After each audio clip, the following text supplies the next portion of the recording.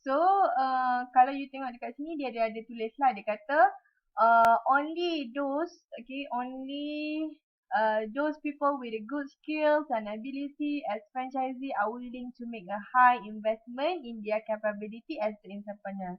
Okay, so kalau you nak tengok sini, apa yang dia nak cakapkan ialah, uh, dekat sini dia nak tengok lah, okay, kesanggupan. Okay, kesanggupan, sanggup ke tak sanggup lah kan? Kesanggupan seorang franchisee itu untuk invest lah, untuk melabur dalam bisnes franchise tersebut. So biasanya normally when you invest with the high amount of money, okay, high amount of money means that you are invest with something with the high risk, okay, but then at the end you will get high profit, okay. So normally kalau contohnya kalau you nak jadi franchisee McD is already well known. You need to pay the amount of the initial investment dalam satu amount yang banyak juga, tapi at the end you tahu you akan dapat satu pulangan yang memang bagus, yang memang terjamin. Okay, so the next one yang kita nak tengok ialah dalam kita nak memilih seorang franchisee, ini ciri yang keempat lah, iaitu psychological attribute. Dalam psychological attribute ni, kita bukannya nak tengok dari segi psikologi bakal franchisee kita tu gila ke tak gila. No, it's not about gila or tak gila, okay. Dia adalah satu assessment of the franchisee psychological makeup. Okay, kat sini ialah yang kita nak tengok dari segi franchisee motivation itu sendiri. Okay, motivation mereka dalam mereka nak melaksanakan satu bisnes, nak memulakan bisnes. Sebab franchise business is their own business. They are start up the business with their own outlet. Kita cuma as a franchisor hanya membantu sahaja. Jadi apa yang kita nak tengok karakteristik franchisee yang ada dekat sini ialah kita nak tengok dari segi ni, sanity and maturity. Okay, kematangan mereka, okay, kematangan mereka, daya tahan mereka, okay, macam mana seseorang bakal this potential franchisee ni manage dia punya employee nanti, pekerja-pekerja mereka nanti, dan juga macam mana dia nak serve customer. Because in order to serve the customer, you tahu kan customer ni macam-macam ragam. So adakah dia mempunyai daya tahan untuk mengatasi masalah yang they will face in their own outlet. Okay, dan juga franchisee ni need to be a team player, means that a good leader in their own outlet. So that's why ini adalah salah satu the ability need to get along with this important characteristic lah.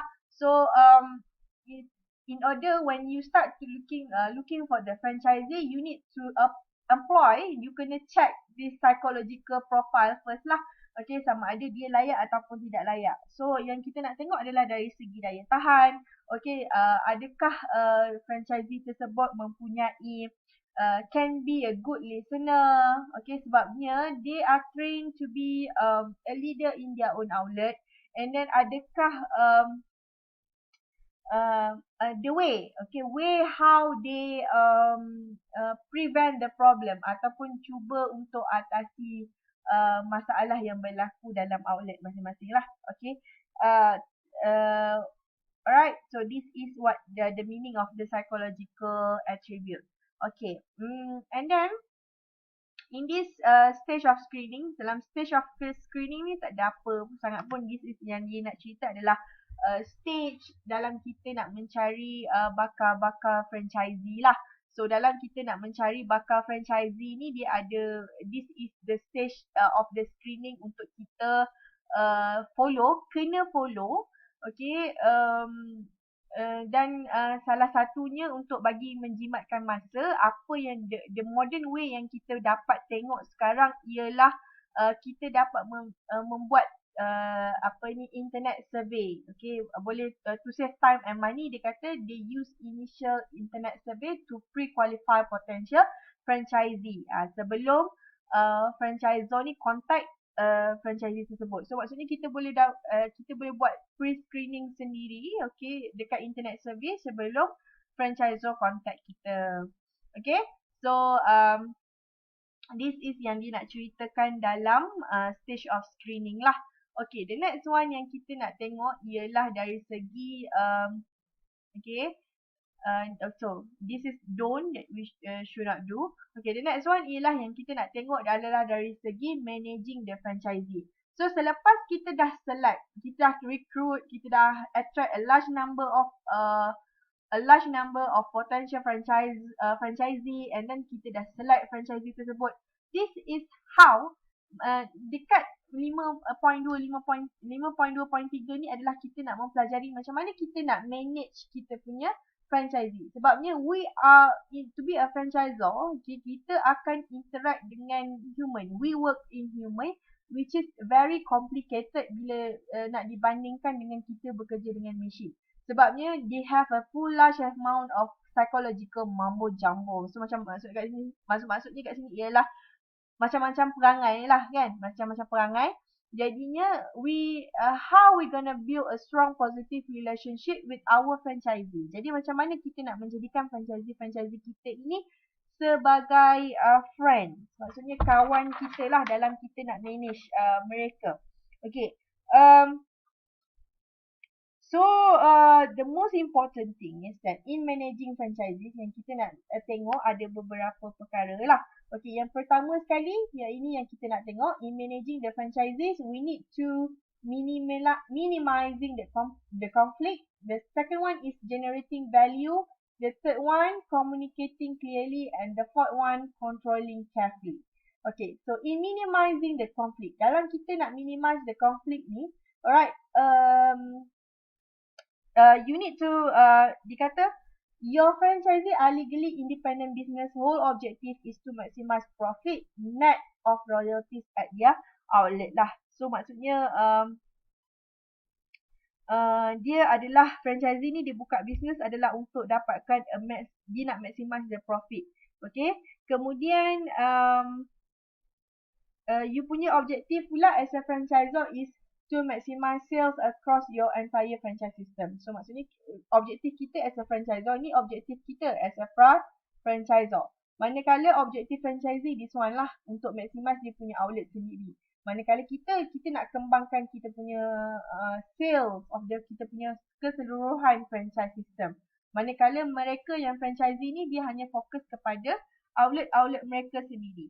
Jadi kita kena tengok, okay, kita kena tengok ke setiap franchisee kita ni, apakah punca-punca yang boleh menyebabkan konflik di dalam franchise system, so that in order for that kita boleh get along dan juga kita boleh reduce profit. So maksudnya dekat sini ialah kita kena ada satu benda yang dipanggil sebagai bargain. Bargain ni maksudnya tawar-menawar yang maksudnya in a win-win situation. Maksudnya yang franchisor get the benefit, franchisee also get the benefit, so that we can avoid the conflict. The next one ialah generating value. Okay, generating value ni maksudnya ialah dia walaupun konflik dengan franchisee ni adalah salah satu benda yang memang tak boleh nak dielakkan.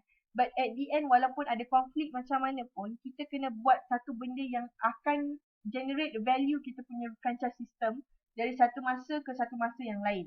Okay, di mana dikata the many franchisee in successful system adopt the attitude that they might not agree with the actions of the franchisor, but they are willing to work with them. Maksudnya walaupun ada satu benda yang dia tak setuju dengan franchisor, but then ada banyak perkara yang membuatkan mereka rasa okay, dalam tak setuju pun they are willing to work.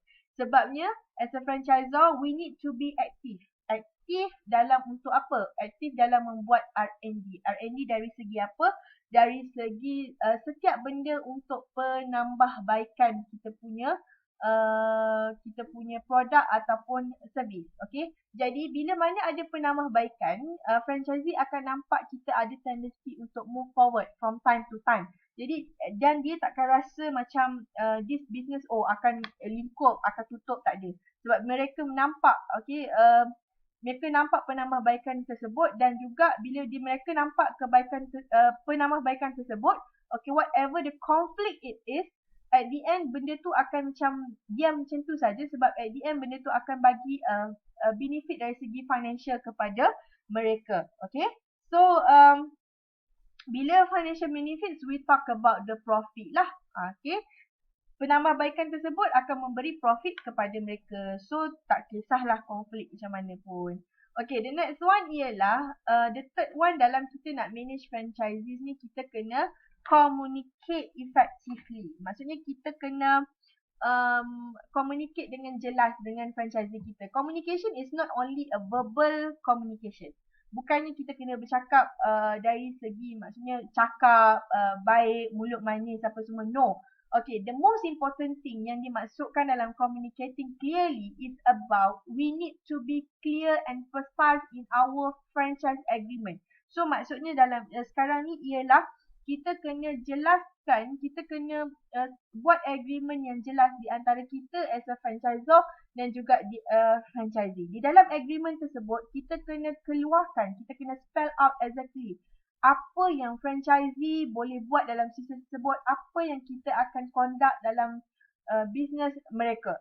So maksudnya the most important key is that communication must be clear in terms of the contract documentation. Dalam bentuk documentation kena clear.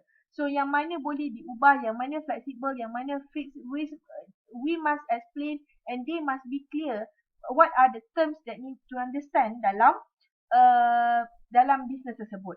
Okay, so maksudnya documentation ni must be clear in terms of the verbal and must be written in and also non-verbal. Non-verbal ni maksudnya must be written clearly dalam bentuk penulisan.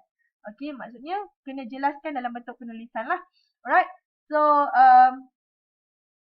the next one ialah ini dapat bila you clear dalam agreement, okay, kita takkan ada benda yang akan di-argue. Okay, maksudnya bila agreement kita clear, takkan ada benda akan dibangkitkan the next pada masa-masa yang seterusnya. So contohnya katakanlah royalty bayar contohnya 10% daripada keuntungan setiap 6 bulan contohnya. So it must be written in the agreement supaya benda tu takkan di-argue pada masa akan datang. Okay. So the next one ialah communicating clearly. In order to be a good relationship with the franchisee, you need to maintain open and honest communication with your franchisee. Okay, so ini adalah salah satu key lah untuk you have a good relationship with your franchisee. Okay, the next one ialah dari segi okay, the last part yang keempat ialah we need to control our franchisee carefully. Okay, so maksudnya control ni adalah what we can do. Okay, what we can do, how we gonna manage, macam mana kita nak observe kita punya franchisee.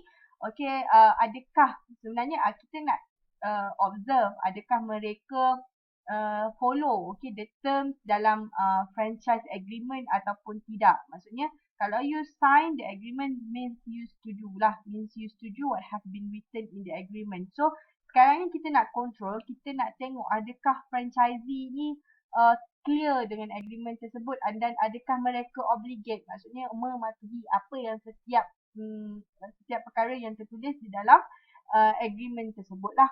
Okay, so what we need to do is that we need to, as a franchisor, kita kena monitor franchisee, okay, to determine whether they are adhering to the terms of your franchise agreement. Adakah mereka mematuhi ataupun practice ataupun tidak, okay, segala terms yang tertulis di dalam agreement tersebut.